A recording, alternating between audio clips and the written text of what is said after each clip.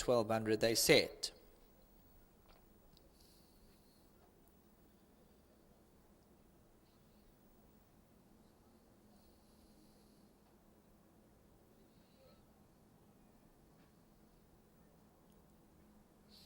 There's the all clear behind. And they're racing away. Ice Cool slow into stride, losing about 2 lengths along with Listen and Learn. Teppanyaki on the inside began well. Snowman's there in the early stages. Elton's Apostle towards the centre of the course. Royal Champions in touch with them with the blinkers on. Imperial Gold in the blue silks to the outsides, also amongst the leading vicinity. Westchester towards the outside, the green silks. Brachetto follows this runner through, then comes Salander. Cold Shot's only 2 lengths off them. Elton's Apostle. Purple silks with a white cap towards the inside, 2 lengths off them. Snowman's further back in the running. Destined for Dawn's got about 5 lengths to make up. Coming to the 400 metre marker, Royal Champion stands side. Imperial Gold's right there. Westchester's in the green silks. Cold Shot's going to look for a way through. Imperial Gold and Westchester coming to the 300 metre marker, but Imperial Gold has his head in front, now goes for home 3 parts of a length. Imperial Gold the one to beat. Snowman's looking to run on towards the inside. Brachetto behind these, but Imperial Gold in command, 3 parts of a length. And Imperial Gold, this is bullseye, he'll win by 2.5. Second position Snowman, then came Westchester. Brachetto, Salander further back in the running.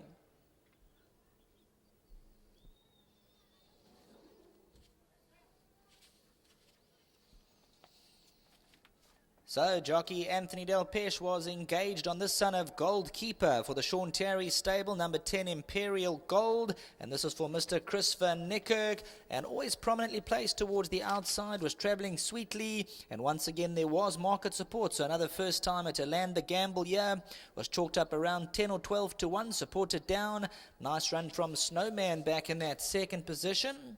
Son of Western Winter, he'll come out second best, and then Westchester, Brachetto further back in the running, and Salander next wave. Pataudi, Destined for Dawn, Cold Shot, and Halloween Night. Imperial Gold was travelling really well coming to the 400. Westchester looked to come alongside him, but you can see Anthony Del Pesh hadn't gone for the stick, was just hands and heels with a couple of flicks down the neck. He now shows him the sabre, and Imperial Gold, he gives that winning drive. Snowman's running a blinder in second, but number 10 Imperial Gold, he's going to take the gold here, and he goes to the winner's enclosure to win well on debut. Snowman, another first time a second, then came Westchester. Back to the studio.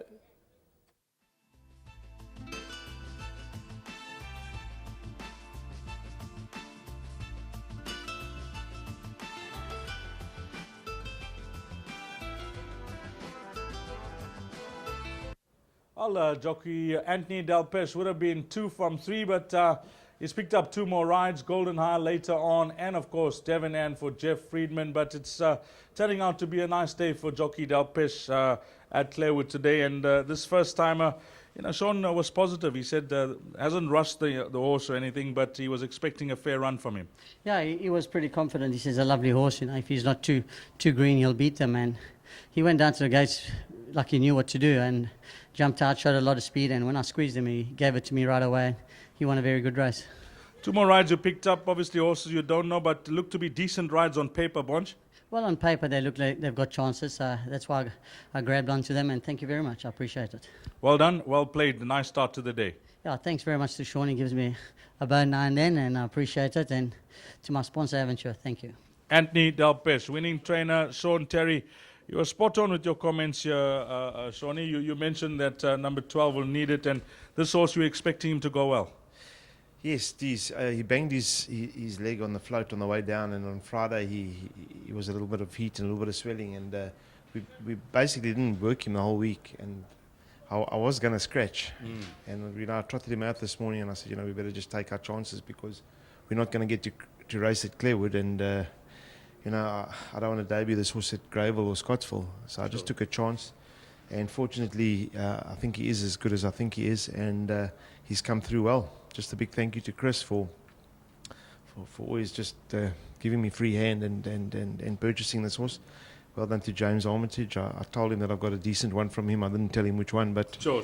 but I said I've got a proper horse, and to Eric Sands as well, spent a bit of time with Eric before he came up to Joburg, and everybody's played their part to the team at home. Golden High, later on, one more runner left. It looks a highly competitive race, and he'll have to give that field a bit of weight. Yes, competitive, but I think that form's worked out very nicely of his penultimate run. Jeff's horse won the little feature on Saturday, and obviously Rake's Chestnut ran second that day. Lockie Jester won, and Rake's Chestnut second. We were third. I brought him down for a grad. He pulled up lame. He pulled up with a closed eye, and it's taken us a bit of time to get him right. But I think he's much better, obviously, than his last run, and he'll give a similar performance to his penultimate run, and on that he must have a chance. We've all done our postmortems of the Vodacom Durban July, but from your side, how did both your horses pull up, Sean? Yeah, they pulled up fine. It was obviously a very disappointing July for me. I know I've been going on and on, but it's very hard to believe that the powers that be can leave your first choice out, who happens to be a July winner. He ran third in a Group 1 2 runs ago, which happened to be Talina and Wiley Hall's race.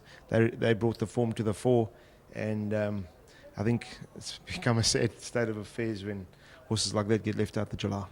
Will we see him end of the month? I haven't seen the nominations yet for the Champions Cup. You know, we have taken a chance and nominated him, and hopefully we can run him before he goes off to stud, but you never know. He may get left out again. Thanks, Sean. Terry there. Race number 3 has come up trumps here with number 10, Imperial Gold. And no doubt, whichever way you look at this, place accumulator result. 10, 13, 14, your first 3 numbers past the post. And if you caught this quartet, well done to you. Number 6 rounding that, 7, Bruschetto rounding off that quartet. So 10, 13, 14 and 7, your provisional result, race number 3. Race number 4 at, I was guarded to go off at 10 past 2, but obviously that's delayed a bit now, will be the start of the jackpot coming up next, race number 4.